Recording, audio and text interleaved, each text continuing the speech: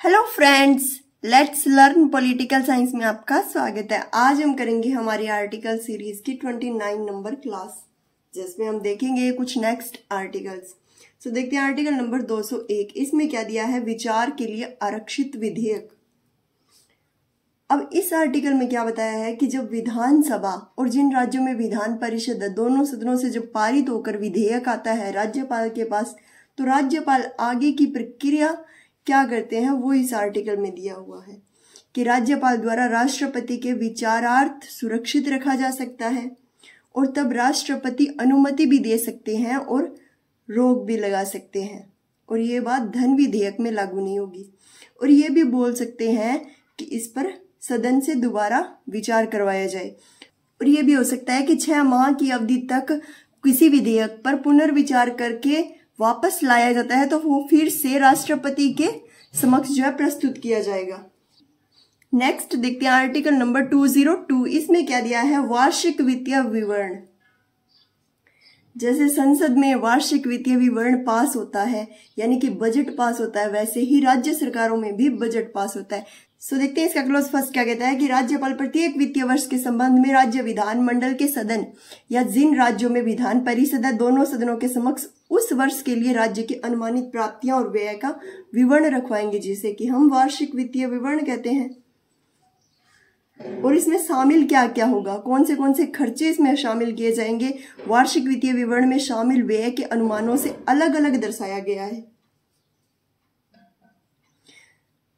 इसमें दिया है कि राज्य की संचित निधि पर भारित व्यय के रूप में वर्णित व्यय को पूरा करने के लिए आवश्यक राशियां, कि अगर कोई खर्चा हो रहा है तो उसकी पूर्ति के लिए जो राशि है वो संचित निधि से दी जाएगी, और संचित निधि से किए जाने वाले प्रस्ताविक अन्य व्यय को पूरा करने के लिए आवश्यक धनराशि है वो संचित निधि से ली जाएगी। और इसका थर्ड क्लॉज क्या कहता है कि भारित व्यय कौन से है? राज्यपाल के वेतन भत्ते और उपलब्धियां, विधानसभा के अध्यक्ष और उपाध्यक्ष के वेतन भत्ते, और जिन राज्यों में विधान परिषद है तो उसके सभापति और उपसभापति के भी वेतन भत्ते।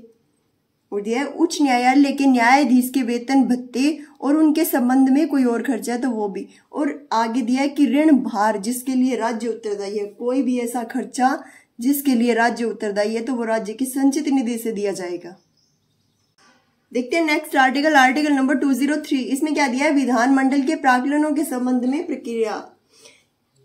इसका फर्स्ट क्लॉज क्या कहता है कि राज्य की संचित निधि पर भारित व्यय से संबंधित अनुदानों में से अधिकांश को विधान सभा में मतदान के लिए प्रस्तुत नहीं किया जाएगा, किंतु इस खंड की किसी बात का यह अर्थ नहीं लगाया जा सकता कि यह विधानमंडल में उन अनुमानों पर चर्चा नहीं कर सकती। जैसे कि अब राज्यपाल का वेतन भत्ता हो गया, अध्यक्ष उपाध्यक्ष का वेतन भत्ता हो गया, या सभापति उपसभापति का हो गया, या हाई कोर्ट का हो गया, तो इसमें क्या है कि बार बार मतदान नहीं करवाओगे, एक बार सैलरी फिक्स है, हाँ उस पर चर्चा की जा सकती है कि वेतन ज्यादा है या कम है। और इसका सेकंड क्लॉज कहता है कि दोनों सदनों द्वारा अनुदान की गई मांग को राज्यपाल स्वीकार करे या अस्वीकार करे, ये राज्यपाल की इच्छा होगी। और इसका थर्ड क्लॉज कहता है कि किसी भी अनुदान की मांग के लिए पहले जो है राज्यपाल की स्वीकृति जरूरी होगी, यानी राज्यपाल से पहले पूछना पड़ेगा। देखते हैं नेक्स्ट आर्टिकल नंबर 204। इसमें क्या दिया? विनियोग विधेयक। इसका क्लॉज फर्स्ट क्या कहता है कि विधानसभा द्वारा अनुच्छेद 203 के अधीन अनुदान दिए जाने के पश्चात यथाशीघ्र एक विधेयक प्रस्तुत किया जाएगा जिसमें राज्य की संचित निधि में से निम्नलिखित की पूर्ति के लिए अपेक्षित सभी धनराशियों के विनियोग का उपबंध किया जाएगा। अब इस आर्टिकल में क्या दिया है कि जब बजट पास हो जाता है तो उसके बाद जो निर्धारित की गई राशियां उनको निकालने के लिए क्या करोगे? विनियोग विधेयक लाना पड़ेगा।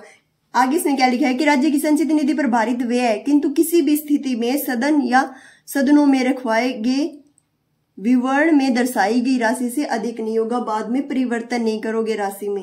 और इसका थर्ड क्लॉज क्या कहता है कि अनुच्छेद 205 और 206 के उपबंधों के अधीन रहते हुए राज्य की संचित निधि में से धन इस अनुच्छेद के उपबंधों के अनुसार पारित विधि द्वारा किए गए विनियोग के अधीन ही निकाला जाएगा।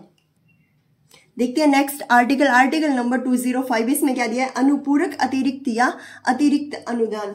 इस आर्टिकल में क्या दिया है कि जब बजट पास हो गया, फिर विनियोग विधेयक ला करके राशि भी निकाल ली गई, इसके बाद में किसी कार्य के लिए आपने जो राशि उसमें लगाई है वो कार्य अभी पूरा नहीं हुआ और वो राशि खर्च हो गई, तो उसको क्या बोलेंगे, अतिरिक्त।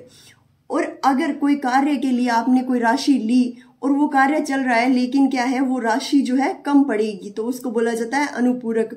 तो दोबारा से नई राशि की डिमांड करने के लिए वही सब विधेयक लाना पड़ेगा। 204 आर्टिकल में जैसे दिया है वैसे ही उसको पारित किया जाएगा और फिर जो है नई राशि निकाली जा सकती है। देखते हैं इसका सेकंड क्लॉज क्या कहता है कि अनुच्छेद 202, 203 और 204 में किए गए उपबंध किसी ऐसे विवरण और व्यय या मांग के संबंध में तथा ऐसे व्यय या मांग से संबंधित अनुदान की पूर्ति के लिए राज्य की संचित निधि से धन विनियोग करेगा और विनियोग करने के लिए बनाई जाने वाली किसी विधि के संबंध में वैसे ही प्रभावी होंगे जैसे वे वार्षिक वित्तीय विवरण और उसमें वर्णित व्यय से संबंध में या किसी अनुदान की मांग के संबंध में तथा ऐसे व्यय या अनुदान की पूर्ति के लिए राज्य की संचित निधि में से धन का विनियोग प्राधिकृत करने के लिए बनाई जाने वाली विधि के संबंध में प्रभावी होगा। तो ये थे हमारे आज के कुछ आर्टिकल। आई होप वीडियो आपको अच्छी लगी होगी। अगर वीडियो आपको अच्छी लगी तो लाइक शेयर सब्सक्राइब जरूर करें। मिलते हैं नेक्स्ट वीडियो में। Thanks for watching.